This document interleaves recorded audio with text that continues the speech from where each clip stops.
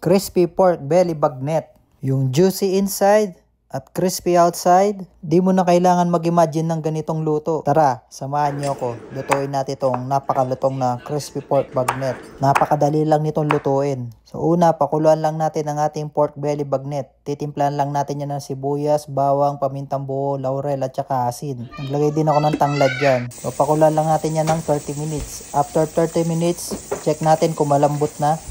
So hanguin na natin yung ating pork belly bagnet. So ilalagay natin yan sa air fryer. Papahiran ko lang yan ng mantika sa taas, sa kanyang balat.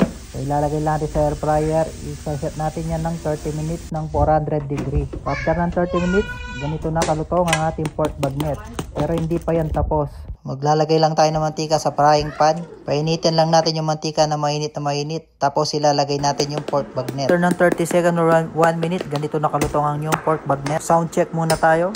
O diba? Napaka-crispy. At napakalasa pa niyan.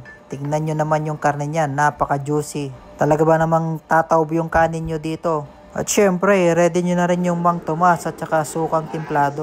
Tapos, sasamahan pa ng napakalamig na beer. Sigurado, panalong panalo. Kaya kung namimiss mo na rin kumain ng bagnet, so lutuin mo na to. Napakadali lang nitong gawin. Maraming salamat. Like and share!